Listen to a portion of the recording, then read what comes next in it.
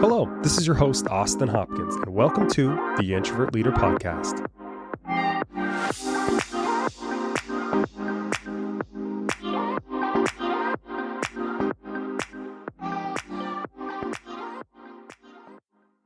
Welcome to episode 30. I cannot believe it's been 30 episodes. Really excited to have you guys here today. We're going to jump right into it. So, a couple updates from me. Music. I don't know if you guys have heard of this artist named James Blake. He's been around for the last few years. I kind of discovered him, I would say, right around 2017. And I heard his album, Assume Form. And James Blake is a British guy, and he's got a really interesting voice. His voice is soft. His music, I would kind of characterize it as like electronic, R&B, kind of late night vibes. I love this guy's music. Really, really good to listen to at night. And my favorite song by him is Mile High. It has him and Travis Scott on it. It's a banger. It's a cut, whatever you want to call it. Highly recommend you listen to it. Okay, YouTube content. I want to tell you about a channel called Acquired FM. Acquired FM is the name. And they're all about business trends. Company inceptions, unique value prop for businesses, like little short lessons, and they kind of just break down why companies do the things they do. It's highly consumable, and they usually profile companies that I use myself or that I know my friends and family have as well. So I really enjoy their content. I always learn a little something when I watch their videos. So highly recommend Acquired FM if you want to get a little business lesson, little leadership lesson, entrepreneurship lesson. Really, really highly recommend. Okay, moving on. I am an Office fan. I haven't talked about The Office a ton on the podcast, but I'm obsessed with The Office. I've watched every single episode that has ever been made. I probably know every single line in the show. And so when I heard about the creators going and starting another show, Parks and Rec, obviously I fell in love. So my recommendation is Parks and Rec. I started watching this over again. I think there's 7 seasons, and gosh, what a great show. Tons of heart, fantastic humor and dialogue, characters with interesting arcs. I can't recommend it highly enough. In fact, I was just recommending it to a friend who had been a big Office fan, but he had never seen Parks and Rec. And so maybe you're the same and you've never given Parks and Recreation a try. Highly recommend. One of my go-to all-time favorite shows. Favorite character? I'm probably going to say Andy, which is Chris Pratt. So he kind of got his big start there on that show as well. So highly recommend. Okay, moving on. The book that I'm reading for this month's book club is Outliers by Malcolm Gladwell. So really, really solid so far. I'm a few chapters in, but essentially what it is it's talking about the high end of all of these different industries. How do these people get to the very top pinnacle of these industries? What are they doing differently? What are the strategies, the mindset, the things that make them achieve outstanding things when the average person doesn't? So really, really good book so far. I'm excited to kind of share more of my thoughts as I get to the end. Okay, it's time for a listener Q&A.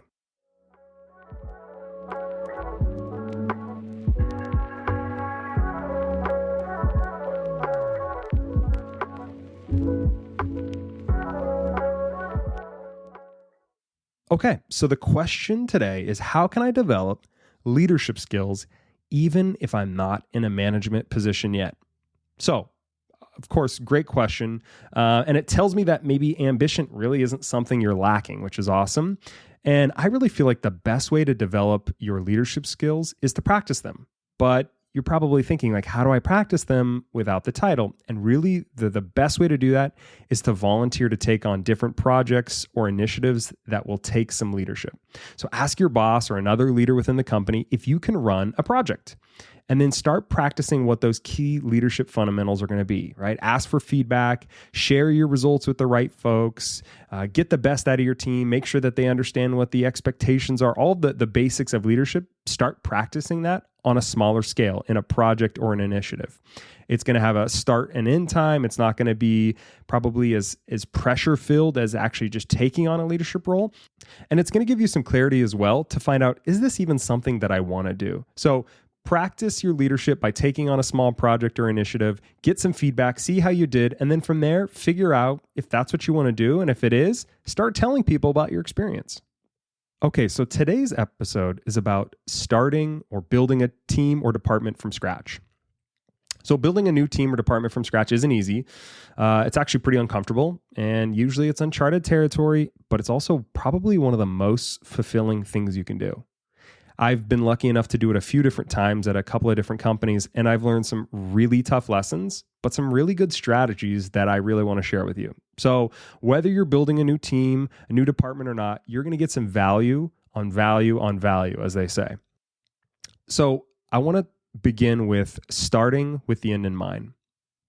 So whenever I'm starting a new team or department or project for that matter, I start with the end in mind. This allows me to think through the potential challenges, the opportunities, and if I'm only looking at what's right in front of me, maybe the immediate need, I don't have enough perspective to see the project, the team, the department through. So it's really important that I start with the end in mind. I put myself in the future and think, what are the things that need to happen in the future? And then I work backwards. So in starting with the end in mind, I think the first thing you got to do is you got to figure out, what do you want to accomplish personally as a group? So when you're building that department or team from scratch, right? You've been tasked with creating something from scratch. Maybe it's a new idea, a new team that they want to launch in order to help with a new project.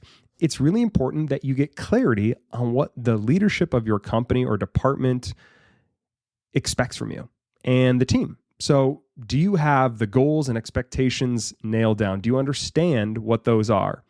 And then you're also going to want to start to think about, well, what are the things that you want to accomplish personally? And I don't necessarily mean like business outcomes, but I mean maybe emotions or feelings or skills or a specific feeling that you want to achieve as a result of this department. So do you want to create a department that is known for specific things? If so, I think it's really important that you also get clear on what you want to be known for. So in the pursuit of your new department or team, you're going to be exposed to a lot of different situations, right? Situations where you can approach them lots of different ways. And it's important that you begin with figuring out what you're going to be known for.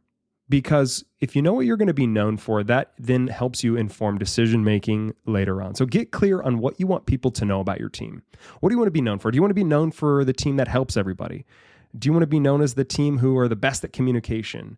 Do you want to be known as the team that always produces like perfect error-free work? Maybe it's going to be something else completely. Figure out what you want to be known for, what you want your team to be known for. Think about those things in the beginning. Start with the end in mind. Think about those things. Define those things.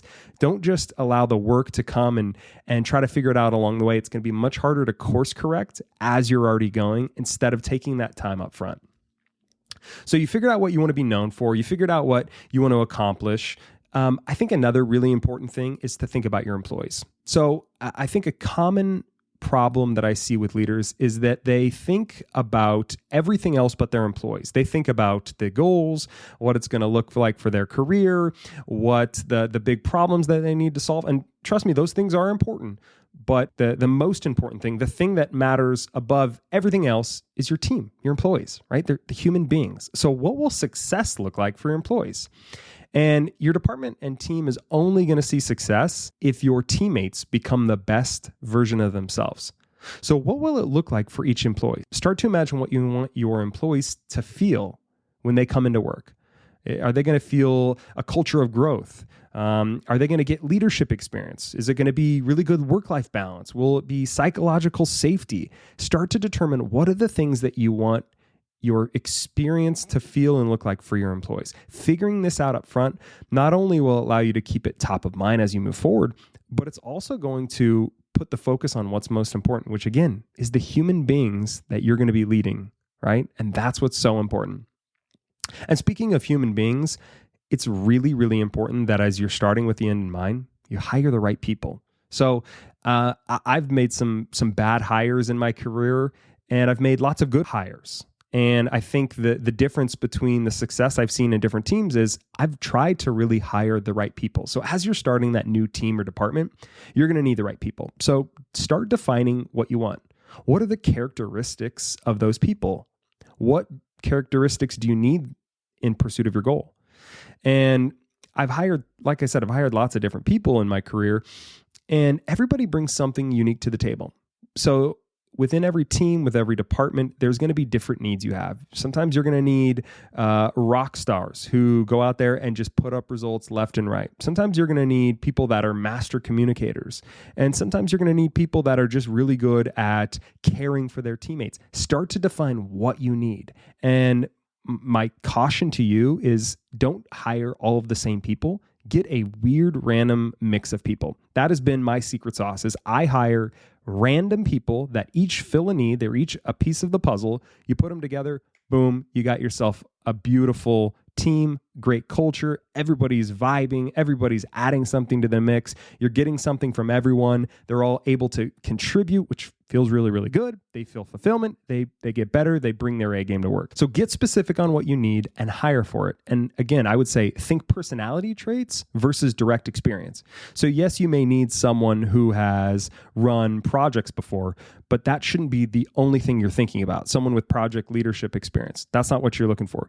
You might want to look for someone who has led projects a certain way, and then that's the kind of person you want to go after. So again, starting with the end in mind, so stinking important. You want to think about what you want to accomplish personally and as a group. You want to think about what you want your team to be known for. You want to define what the success is going to look like for your employees because they're what's most important. And then at the end of the day, you want to hire the right people. Figure out who you need, what you need, bring those people together, and you're going to see some amazing results. Okay, so we talked about starting with the end in mind. I think the next really important thing you need to think about as a leader who's starting a new department or a team is the culture of that department or team. So the culture of your team should be the top priority. It's not going to be the team results. It's not going to be the reputation, your personal priorities, your career. You're not thinking about those things. The culture is the bedrock for everything to come. If you get it right, the results will come easily. If you get it wrong, and your team's not even going to last. So I can't stress how important culture is.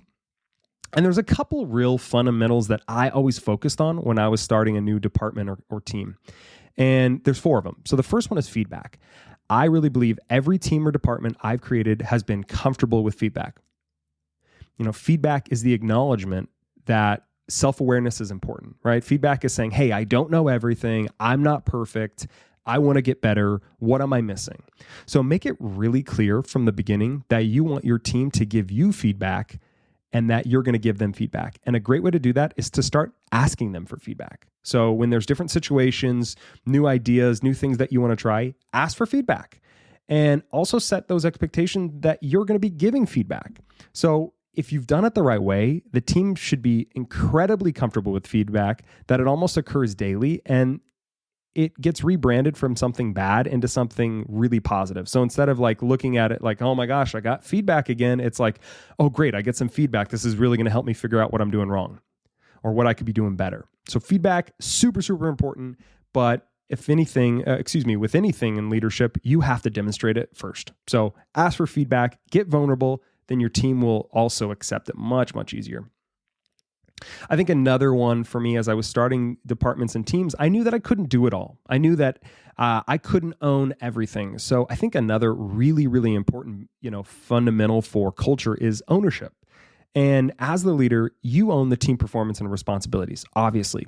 But most leaders stop there and they never give their team ownership. And that's a really big problem. And when you're the only one who's accountable for results as the leader, the outcomes are subpar and teammates don't give their best because they don't have any skin in the game. So make sure it's really clear that every output of the team is owned by the team. And again, yes, you're ultimately responsible, but if you can make your team feel like they have ownership over everything, they're going to bring their A game, right? Wins and losses are going to be owned by everyone. So they're going to get to celebrate during the glory when everything's going well, but they're also going to feel maybe not so great when things aren't going well. And that's good. That's what you want. You want everyone to understand what's at stake so that no one is getting a free ride. So really, really important that ownership is really clear.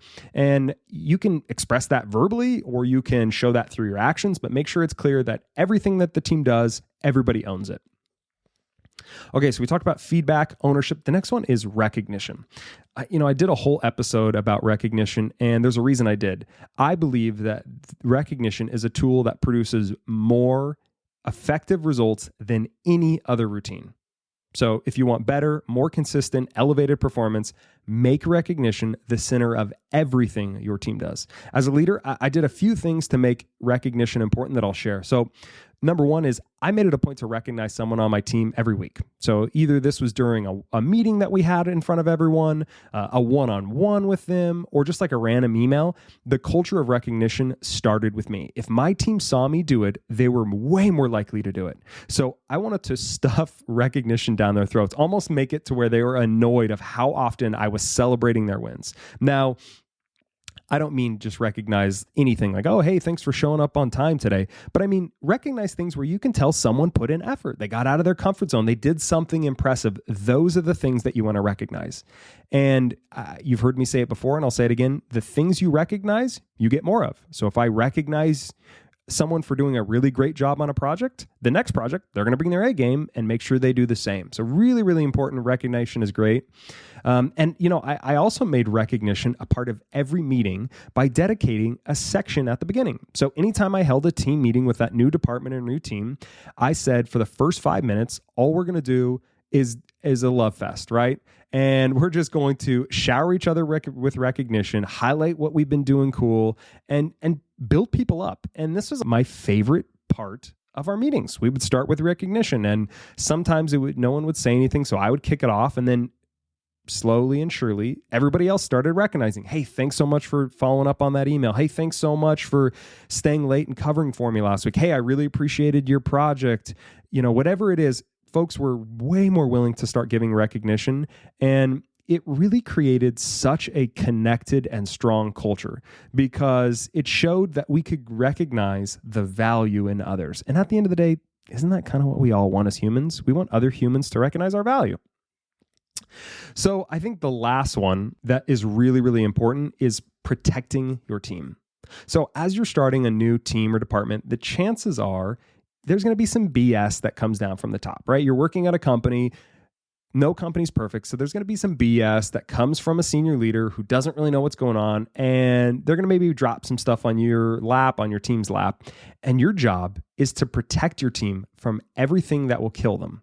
So if it's stuff that will just hurt them a little bit, that's okay. And we'll talk more about that in a second. But the things that could ruin morale, the things that could cause uncertainty, or that could affect psychological safety, don't share those things. Be very selective on the messages you pass along to your team. You want them to feel confident in their job and their team. What I don't mean is holding back important informations or feedback that would get them better at their job, but a lot of times it's hiding them from the politics. So if you're getting messages or feedback from senior leadership that can ruin the team energy, hold it back, lessen the blow, or reframe the message in a positive way. But really keep that in mind. Your team needs to be protected. As a leader, that is your job. Your job is not to just be a parrot that says everything that your boss said and give it to your team. That's not good leadership. Good leadership is being selective on what you share and knowing that you have the power to affect your team's moods, performance, all by what you share. So I lied. There's actually 5. And the last one is creation. And I think this is probably my favorite part of starting a new team or department is the creation, the ability to create something from scratch. Every one of us is capable of creativity, right? And some more than others, and some haven't even identified their ability to be creative, but every one of us can be creative. And I really believe that creativity is my secret sauce in team or department building. And when you harness it, you get happier teammates, you get better results, and you get more fulfillment.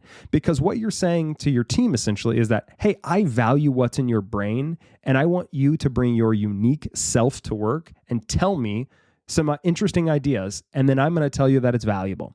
So find and give your team as many opportunities to be creative, right? Ask for their ideas, let them try stuff, create stuff, new things that haven't happened before, and add value.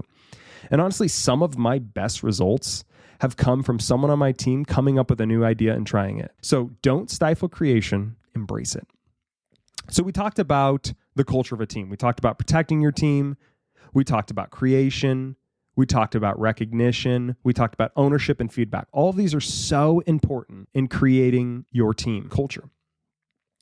Now, as you're just kicking off any new team or department, something that's really, really important is that you have a plan, right? You have a North Star, you have a purpose. And, a lot of leaders I've seen, they made this mistake where they create the mission, the vision, and the why of the team themselves. And then they tell the team and say, hey, this is what we're going to be working on. And I'm going to be honest with you, horrible way to do it. Absolutely garbage, does not work. And the reason why is you're basically then just telling your team what to do. So what I want to do is define a mission, vision, and why, for those of you who don't know exactly what those mean. And then I want to talk about how you can work on creating those as a team. So I'll start with a mission. And really simply put, a mission is what you do every day. Your vision for the team or department is what you hope to achieve. And your why is why you do what you do. So really, really important that you get super clear on each of those things. And the way to do that is to create it collaboratively. So coming up with the mission, vision, and why by yourself won't get the results you want. These need to be created collaboratively to ensure everyone's buy-in. So you want the team to feel like they have the skin in the game because it's their idea. So you're just there to kind of keep the train on the tracks, if you will. I don't want you coming up with all of the ideas. And I think it's really, really important to start with the why. So what I've always done is I've had my team watch a video called How Great Leaders Inspire Action. And I'll put that link in the episode description, but it's by Simon Sinek.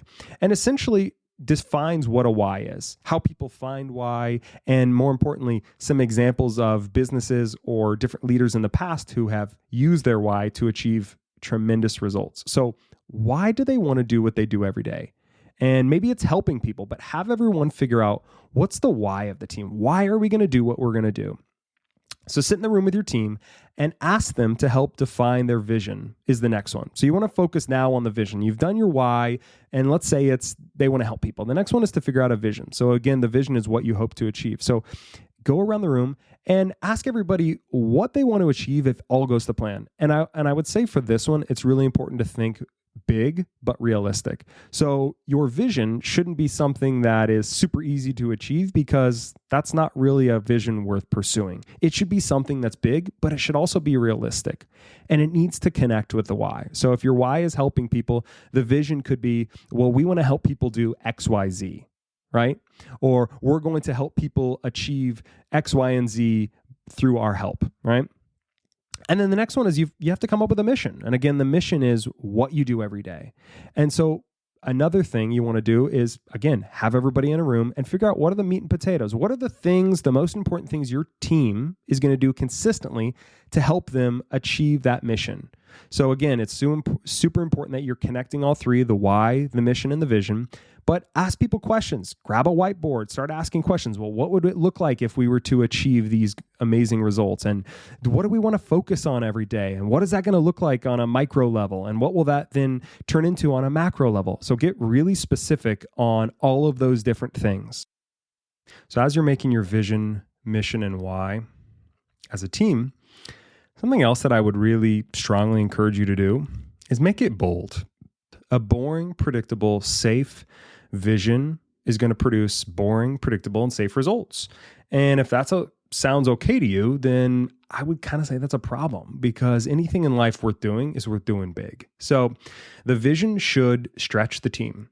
And a team that is stretched is a team that's growing. So think big, think bold, and then think legacy, right? Do you want people to be talking about your department long after you leave? If that's the case, you've got to come up with something bold, something that stirs the pot, I should say, something that, shakes things up, that makes it interesting, that's different from maybe what everyone else is doing. So think big, make it bold, make the vision, the mission, and the why collaborative. And that way you're going to have your team totally bought in. They're going to have something to march towards, something to work on that's collaborative, that they understand is important, and that they all agree on. Okay, I want to move on to another topic. And the topic is value. So at the beginning of your team or department that you're creating, you're most likely going to be under the microscope. The powers that be will be evaluating if your department or team should exist.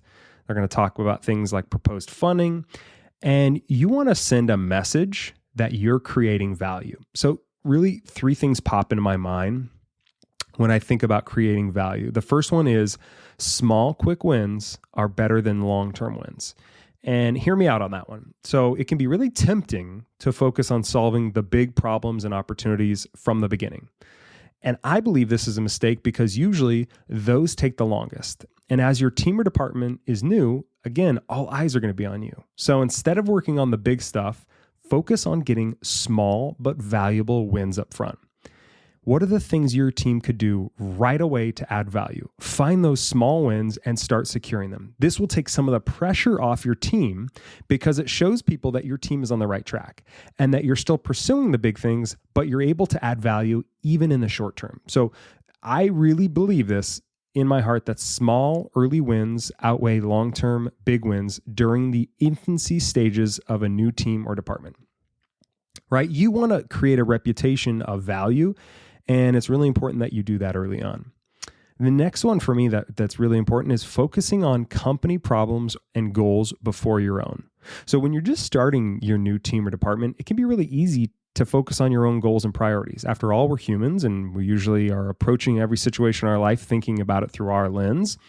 But I would say don't make this mistake. Make your focus on the company goals or priorities. This is going to show others that you have value, and then it will also allow you to get some space to do your own stuff without pressure. It kind of goes back to the first thing about getting small early wins, right?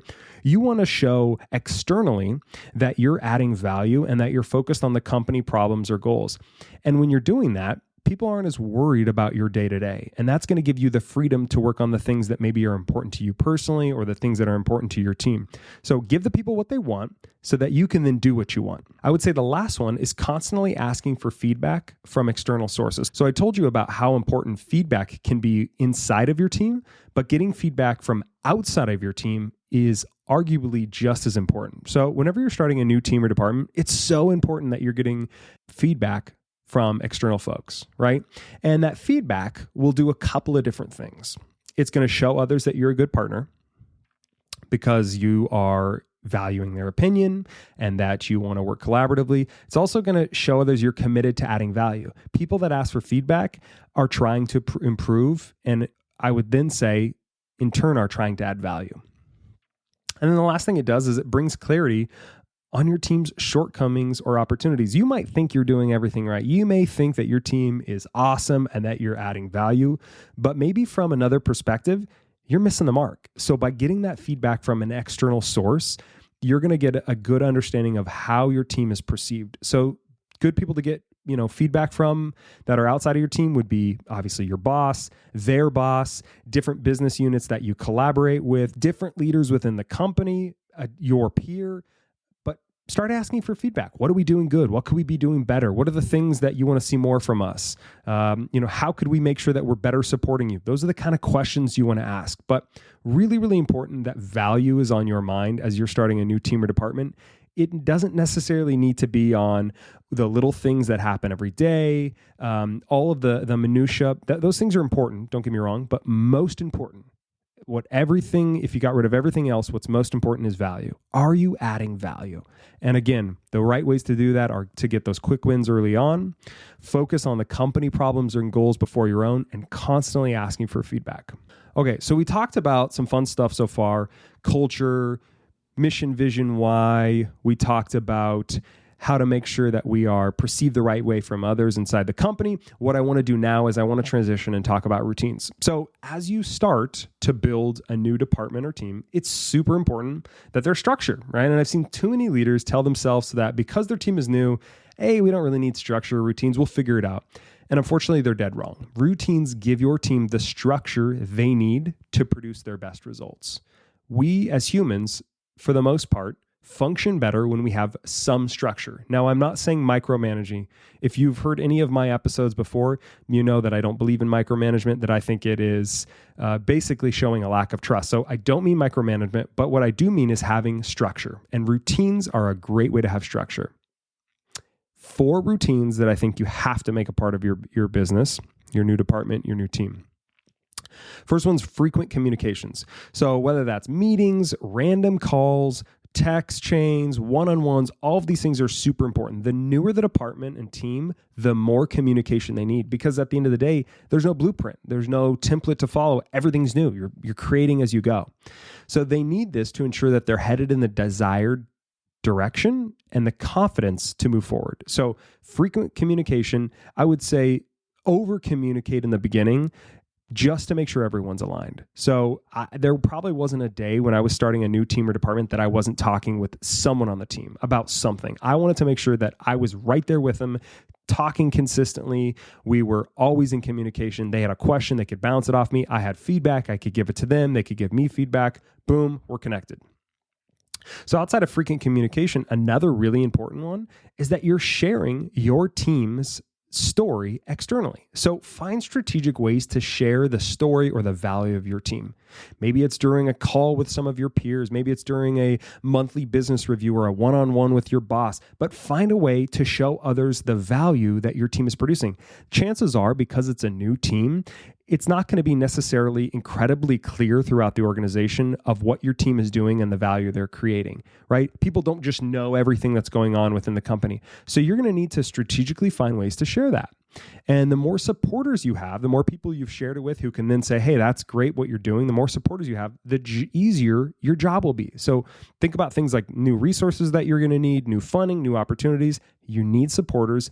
And how you get supporters is you start sharing your team's story. So a few different ways I've done that in the past is one, we had a monthly business review or a quarterly business review, and I would share the value of my team there. Number two, sometimes I would send an email to another department recognizing something that had happened within my team and that we worked with their team to accomplish, right? Subtly brag, if you will, but find different ways to show people what you're doing. And the more you talk about that, and you share that, the more supporters you're going to have. Again, supporters are what you need when you're starting a new team or department. There's uncertainty. You want people to say, hey, this team is here for a reason. We believe in this team. This team is adding value. So outside of sharing your team story, another one more focused inside the team is really skill building. Your new team and department is going to need skill building to get them to the next level. And I really tried to make this a cornerstone of all of my new teams or departments that I've started. And people ate that shit up, just to be honest with you. And the reason why is people want to grow, right? And a lot of times I find that employees aren't given the opportunities to grow. And that's why they don't like their jobs. That's why they quit their jobs. And they're usually not given the support or guidance to do it. So the funny thing is the more I allowed my team to grow, the better results they generated and the more job satisfaction they felt. So some examples of ways that I really helped my team grow in the past are sharing articles, videos, books, podcasts about things that I know they needed to work on or that we needed to get better at as a team. I would share those things and then we would talk about them. Hey, what did you think about that article? Hey, did that video resonate with you? What did you think about chapter 3 of the book we just read? Does that help us in our business? And, you can take that so many different ways. At one point, I had a monthly book club for all of my teams, and we would read a new sales or leadership book, and we learned some amazing things together. Another way that we did that is we practiced new skills during our meetings and one-on-ones. So I would go into a one-on-one with one of my employees, and if there's something I know they could get better at, that's what we would practice. And we would do role plays and we would ask them how they would approach different situations. And we'd also do that during meetings. And we would spend hours practicing new skills that the team needed. Public speaking, written communication, sales skills, operational strategies, whatever it was, marketing, you name it. We would just talk about the different things that our team needed to get better at. And the cool thing, and really what helped it take it to the next level, is that we would then have the team share what they had learned with their peers. And I think we all know that when it comes to learning, it's not enough to just read information or absorb it. It's really important that you're then sharing that with others. That's how you really retain what you've learned. So skill building, super important. I never let up on that. And I said it earlier, but people loved it. I remember people coming to me after they left my team or as we were doing our stuff, and they would say, Austin, I just can't thank you enough for the ability to learn all this stuff at work. People thought that they weren't able to learn at work. And I'm like, what the hell? This is what we're here for, is to learn and grow. Of course we're going to be learning. Of course we're going to be building our skills. So skill building, super important. Feed your team new skills, and then they will in turn take care of the results. And then I think the last one, as far as routines, is really having a kind of a performance or an impact review. So frequently, I would review the performance with my team and the impact we were having as a group. Determine if we were on track, making adjustments as we needed, but really figuring out on a normal cadence. Sometimes it was weekly, sometimes it was monthly. Where are we at? Where do we need to go? What are the obstacles? What are the headwinds we're facing? What are we doing right? But really not just going through the motions and hoping that things are on the right way. Having a retrospective, really talking about what's going well and what's not going well, really made a huge difference because it allowed us to make smaller adjustments as needed instead of waiting till the end of the quarter when we got a big performance review or when we heard something from another, boss or department. So really making that a part of your routine to have those performance and impact reviews, super important. Of course, that goes along with the skill building like we talked about, sharing your team story, and frequent communications. Those are really the four things, the four routines that if I was starting a new team or department today, those are the things I would focus on. Focus on those things, and I guarantee you're going to see your team in a great spot. Okay, I want to transition to one more topic before we go into a story. So I think the last topic that's important and worth mentioning is testing, learning, and experimenting. There's likely not going to be a blueprint, a roadmap, or template for your new department or team. That means you're going to be in uncharted territory. And hey, don't get scared. Uncharted territory is a good thing. You don't want to do the same thing that everyone else has done. It's boring as hell. So there's two things that I always focused on when I was testing and learning and experimenting. The first one that I always focused on was taking big but measured risks. So as you're starting a department or team, it's a perfect opportunity to take big risks. It's your chance to get weird in the pursuit of value. So what great team, company, leader has made a huge impact doing the same thing as everyone else, right? Break some eggs, but do it responsibly. Take risks that can hurt you, but not kill you. So don't bet the farm, as they say, and ask questions to yourself like, what's the worst that can happen if we fail? What could we try that no one's trying? What could we do here that's different from the way it's been done before? Take risks. This is your opportunity to take risks. I'm telling you, you won't regret it, but it's going to be a freaking energy boost to take risks and then have them pay off. The next one for me is being flexible on the team direction. So you've started this new team and you've created the mission, the vision, and the why, but business priorities change, right? And the needs of the business change. Maybe that's political or economic trends that can cause changes, whatever it may be. There's going to be different priorities for the company as time goes on. So be okay to change the direction or focus as long as you're staying true to the overall vision, mission, and why, right? And I have started teams assuming one thing to later find out that my assumptions were wrong and I needed to be flexible. And I really believe that flexibility isn't a weakness, it's a strength. It's showing, hey, I've learned new information. I'm now willing to adapt and change to something. So what I don't mean is allowing yourself to follow any new trend or get off track or the flavor of the month, being a distraction. But what I'm saying is, if you need to make small adjustments in the pursuit of being flexible and nimble, do that. Be okay with that. Don't be committed to one direction if you've gotten new information that shows you there's a better way to do it. So taking big risks, being flexible on the team direction, super, super important. And keep testing and learning and experimenting. Keep trying stuff. Okay, what I want to do now is tell you about one of the first times I ever created a new department team from scratch. So it was around 2019, and our company that I worked for had a need to connect with clients across the country. We were kind of a local play at that time, but we wanted to be more of a national play. And we had the ability to reach out to all of these customers, deepen relationships, grow our footprint, but we weren't doing that. So they asked if I could start a new team, a new department to help with this. And so, after some consideration, I decided to say yes. And they were going to start me off small. So they were allowing me to hire 2 people. And I knew the very first person that I needed to hire needed to be a rock star, somebody that could kind of do it all, because we didn't have a ton of resources. So luckily I had worked with this amazing person a few different times. Her name was Enid. Enid, I met her years prior. We were working at another company together, and she's one of these people that she walks into a room and lights up the room. Everybody wants to be around Enid. Everybody likes her vibe. Everybody likes her energy. But not only does she have all that charisma, vibe, energy, she is probably the best salesperson I had ever met. She had no fear. She didn't care what people thought. She could communicate at a high level, at a low level, at a medium level, whatever it was needed, she could communicate with that audience. And so I asked her if she would come on board. So we started this team, just me and her. And I remember sitting in a room and us talking about what our mission and vision and why was going to be and what we hoped to achieve and the kind of people we wanted to have on the team. So then we started looking for more people for the team, and we grew a little bit. I think we added 2 or 3 more people.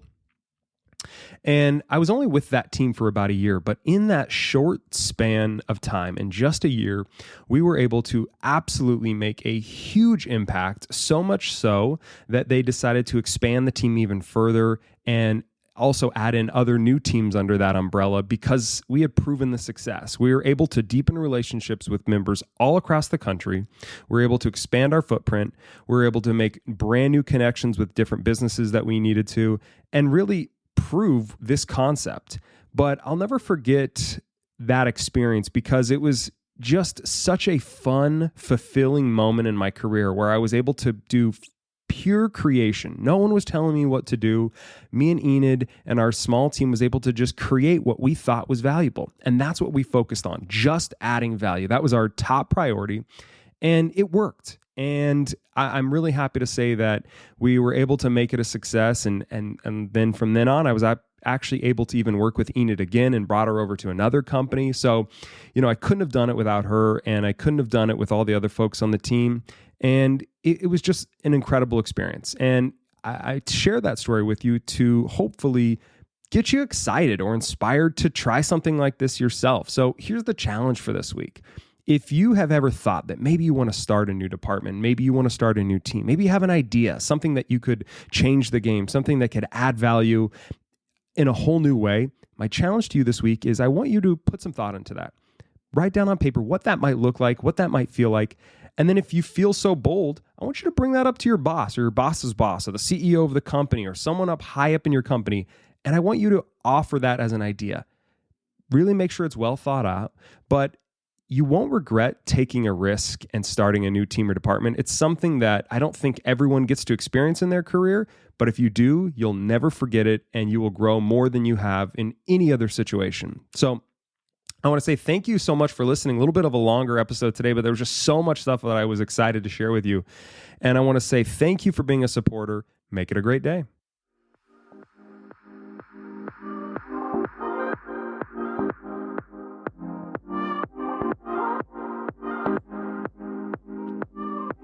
This has been the Introvert Leader Podcast. Subscribe for new episodes every other Wednesday.